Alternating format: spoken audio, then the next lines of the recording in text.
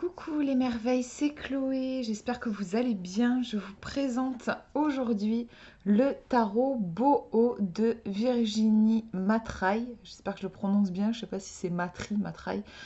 Euh, En tout cas, je la remercie vraiment du fond du cœur. Merci Virginie de m'avoir fait parvenir ton tarot. J'ai été très touchée, en fait, je m'y attendais pas du tout. Je l'ai reçu ce matin dans ma boîte aux lettres.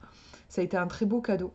Donc illustré par Aurélia Mahé et donc édité aux éditions Arcana Sacra dans un petit format. C'est une petite boîte cloche, vous voyez, par rapport à ma main.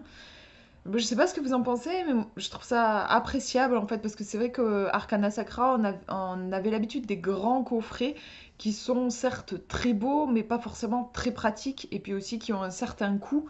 Ceci dit, il est quand même à 28 €. Hein. C'est pas donné non plus, mais bon, vous savez que les prix ils ont augmenté. Et les grands coffrets, on est quand même sur plus de 30 €. Et ça reste facile surtout à glisser dans le sac à main. Enfin, moi, je sais que j'adore toujours avoir un jeu de cartes sur moi. Et voilà, c'est quand même pratique, je trouve. Donc, on va regarder ensemble. Connectez-vous à votre esprit libre. Ce tarot, héritier de l'esprit bohème, vous invite à plonger dans le monde envoûtant des âmes libres, parées de motifs vintage, floraux, de franges et de douceur.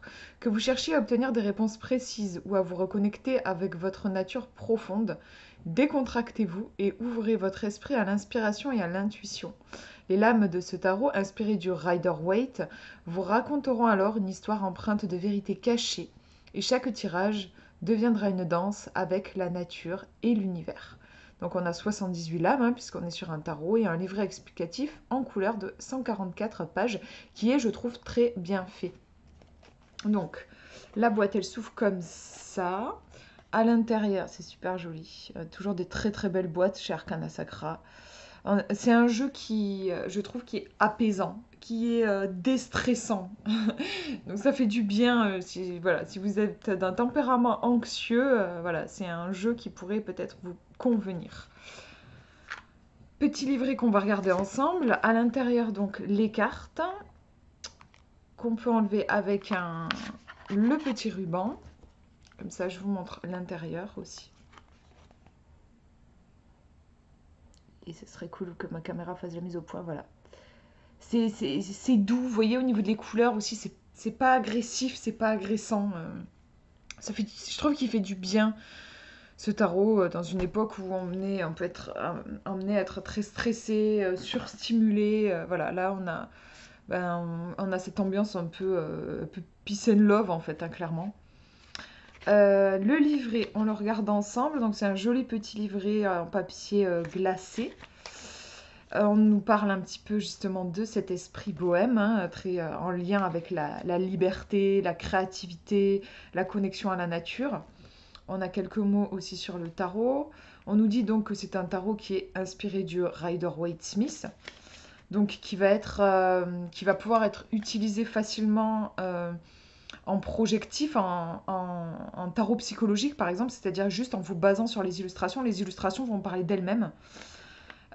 Quelques conseils avant de commencer. Donc il est bien fait, vraiment, je le conseillerais pour les débutants en fait. On vous explique voilà, comment tirer les cartes inversées. C'est un jeu qui a été conçu pour pouvoir être lu en inversé. Vous allez retrouver dans le livret les significations des cartes quand elles sont inversées. Excusez-moi, j'ai pas. Il faudrait que je coupe les notifs de mon portable. Autant sur mon ordinateur, je sais pas comment on fait, mais sur sur mon portable, je sais. Donc, on a quelques tirages. Ici, par exemple, la coupe. Le tirage à 3 lames, passé, présent, futur. Le tirage en croix. Bon, là, on est sur des tirages classiques. Hein, et le tirage en pyramide. Ensuite, présentation des cartes, les arcanes majeures. Donc, on va retrouver, pour les arcanes majeures, vous avez l'illustration en petit, 3 mots-clés. Alors ça, c'est vraiment, j'apprécie vraiment ça, c'est que pour chaque carte, que ce soit arcane majeure ou arcane mineure, vous allez avoir un conseil. C'est chouette, je trouve, notamment parce qu'il y a des cartes, je sais pas, par exemple, la carte de la tour, la carte du diable, des cartes qui peuvent faire peur, qu'on peut avoir tendance à avoir comme négatives. Et quand on débute, en tout cas, on peut se demander, mais quel conseil me donnerait la tour ou quel conseil me donnerait la mort? Voilà, et là, vous avez le travail qui est pré-mâché par l'auteur. Donc ensuite, vous avez un texte relié à la carte. Et puis, donc, pour les arcanes majeures, vous allez retrouver le domaine amoureux, la carrière et l'argent. Et ce que je vous disais, vous avez la signification en inversé ou mal positionné. C'est sympa aussi, pareil, quand on débute, parfois, certaines cartes, je sais pas, la carte du soleil par exemple, qu'on va avoir tendance à associer à quelque chose de très positif, bon, bah, quand elle apparaît dans une position de blocage, par exemple, on peut avoir des difficultés à l'interpréter. Là, vous allez avoir du coup le travail aussi prémâché par l'auteur. Donc ça, c'est pour les arcanes majeures. Pour les mineurs, on n'a plus l'illustration, mais on a toujours ce que je vous disais, le conseil. Ça, c'est génial, je trouve, qui est le conseil pour chaque carte. Petit texte et en inversé ou mal positionné. On ne retrouve plus les informations par secteur, amour, carrière et tout ça, voilà. Mais on a quand même pas mal d'informations et c'est toujours appréciable, je trouve. Voilà, et puis à la fin, vous avez de quoi noter, mettre des petites notes. Et j'ai pas parlé aussi de l'illustratrice, je crois, Aurélia Mahé, des illustrations très douces. Il y a quelque chose de très féminin aussi, je trouve, dans ce jeu. Alors, on regarde les cartes. Donc voilà le dos. Les tranches, elles sont neutres. Alors, au niveau de la taille, ouais, j'ai mon Rider-Waite Smith, je vais vous montrer. Je me demande d'ailleurs si c'est pas exactement la même taille, vous voyez. Le Rider-Waite, eh bien, c'est exactement la même taille. Donc on est sur voilà, la taille du Rider-Waite Smith. Donc une taille super quoi, parce que c'est vraiment pratique quand on n'a pas de grandes mains, voilà. Et en même temps on voit bien les illustrations. Les cartes, elles glissent très bien, elles sont de très bonne qualité. Voilà, elles sont assez souples, mais elles reviennent bien quoi. Et donc, ce sont des cartes que vous allez pouvoir tirer, ce que je vous disais, en inversé. Et donc, on regarde les cartes. Alors, je les ai mélangées puisque j'ai fait des tirages avant de tourner la vidéo. Donc, on a, vous voyez, des illustrations. Alors, c'est marrant, je crois qu'on retrouve le soleil sur toutes les cartes, je crois. Oh, non, pas sur celle-ci, mais sur beaucoup, beaucoup de cartes. Voilà, c'est vraiment un tarot qui est lumineux. Moi, je le ressens vraiment très lumineux. Et il est moderne aussi. Voilà, il a vraiment. Et comment sens. Je sais pas, je trouve que. Voilà, il a un aspect assez moderne. Et très doux dans les traits. Je sais pas, ouais, il y a une douceur. Regarde, ce magicien, je sais pas, je trouve. Et comme je disais, je trouve qu'il a quelque chose d'apaisant, ce jeu. C'est un jeu à sortir si vous êtes dans une période particulièrement stressante, où vous courez à droite à gauche. Vous posez avec ce jeu. Ah, j'adore l'ermite. Donc c'est vraiment vous voyez, une réinterprétation du tarot. Enfin, moi j'aime bien quand voilà, on a là l'ermite. Oui, on retrouve le vieux monsieur et tout ça, mais je sais pas la façon dont il est. Je sais pas, il y a une touche qui est propre à l'illustratrice. Pareil ici, sur le pendu, qui est représenté avec un renard. Voilà, ça c'est un choix complètement artistique. Et j'adore aussi la représentation de la mort. Enfin, voilà, j'aime que on est sur des illustrations inédites, quoi. Parce que parfois, ça colle tellement au Rider-Waite Smith que j'avoue que des fois, j'ai du mal à voir l'intérêt. Je me dis, bah, autant... pourquoi refaire la même chose, même si c'est en changeant légèrement le style. Vous voyez ce que je veux dire? Là, on a non seulement un style particulier, mais on a même... Enfin, les illustrations ont été réinventées. Et ça, j'apprécie. Elle est très belle aussi l'étoile. La lune, magnifique aussi. Le soleil, donc là c'est ce qu'on retrouve sur le coffret. Très très belle aussi la carte du monde. Alors ouais, sur les bâtons on a des... Sur le coup je croyais que c'était des runes, mais non c'est pas des runes. Mais on a des petits, vous voyez sur les bâtons, c'est drôle, c'est très joli en tout cas. Des petits glyphes, c'est très beau. J'aime bien là le 5 de bâton. Vous voyez, il est très intuitif au niveau de ses illustrations. On a compris que ici c'était le gros bordel. Ici c'est joyeux. Voilà, ici on se protège. Tout de suite on ressent. Bon, je disais que je l'avais mélangé, mais pas tant que ça, finalement. On est bien sur la série des bâtons ici. Très joli aussi, le cavalier de bâton, je trouve.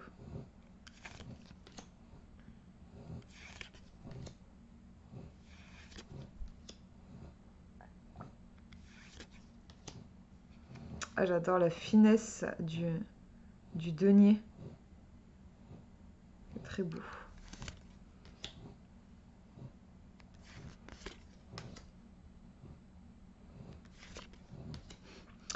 Et là, le 4 de denier, on ressent bien voilà, ce côté je veux pas lâcher ce que j'ai gagné.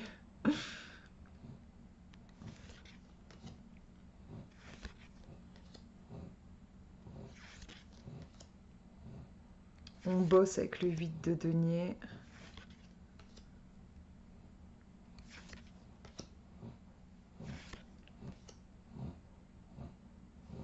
Le cavalier de denier, j'aime bien, c'est intéressant. Ici, la lecture du cavalier de denier, on sait que c'est le plus lent des cavaliers. Et ici, carrément, le choix, c'est qu'il n'est même pas sur sa monture. J'aime bien. La reine de denier, magnifique. Très belle as de coupe aussi, j'adore.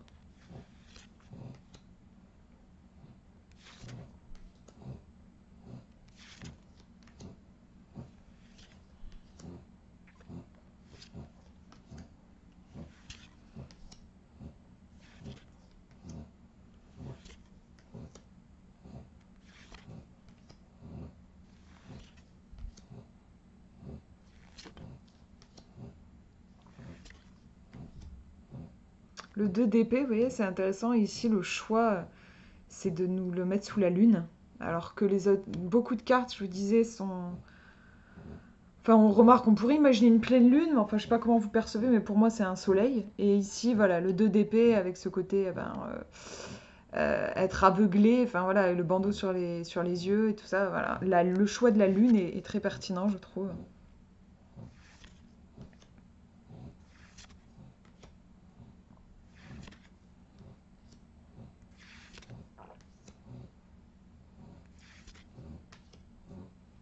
Le 9 d'épée. Le 10 d'épée, hein, qui fait toujours très mal.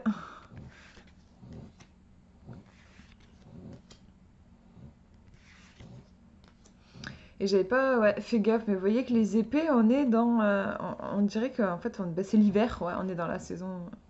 Là, pour le coup, on est au printemps, on dirait, avec l'impératrice, elle est belle aussi. Franchement, ils sont vraiment sublimes. J'adore. Oh, c'est trop trop beau. Donc, je vais vous tirer une carte, comme ça, vous aurez un petit message. On va demander un message pour vous. Ben, on va demander un conseil, comme ça, vous allez voir que c'est un jeu qui peut vraiment... Du coup, c'est un tarot, donc vous pouvez questionner ce que vous voulez, l'avenir, ou demander une guidance. Mais voilà, il est... franchement, ouais, je trouve ça génial d'avoir le conseil noté pour les 78 cartes. En fait, en gros, vous avez 78 conseils, quoi. Donc, on va demander un conseil. Hop. Et on a le 8 de denier, donc un gars qui est en train de travailler dans son atelier. Bon, là, déjà, vous voyez, rien qu'avec l'illustration, on a des informations ici. On pourrait dire conseil, persévère, travaille, tu n'auras rien sans effort. Mais si tu taffes, voilà, tu récolteras le fruit de tes efforts. Moi, c'est ce que je vois là. Purée, je sais plus où j'ai mis... Ah, plus où j'ai mis le livret. Le 8 de denier. Alors, je vous le lis. En mots-clés, on nous dit apprentissage, travail, implication. Le conseil, une nouvelle opportunité professionnelle s'offre à toi sous la forme de projets stimulants. Laisse ta maîtrise et tes compétences s'exprimer sans crainte car cette tâche est une récompense en soi. Donc là même, on a un petit message un peu divinatoire. On vous dit qu'il peut se passer quelque chose au niveau professionnel. Sinon, on nous dit aussi le 8 de denier représente un effort constant et des progrès dans le domaine financier, amoureux ou professionnel. Il met en lumière les efforts fournis et la perspective d'atteindre les objectifs dans un cadre où le dévouement conduit à la stabilité et la poursuite de l'apprentissage favorise l'amélioration des connaissances. Voilà. Et ensuite, bon, je vous le lis pas parce que je l'ai pas tiré en inversé, mais vous voyez qu'ensuite on a la signification si jamais c'était sorti en inversé ou mal positionné dans un tirage. Voilà pour cette présentation. J'espère que ça vous aura inspiré. Je vous fais de gros bisous. Prenez bien soin de vous.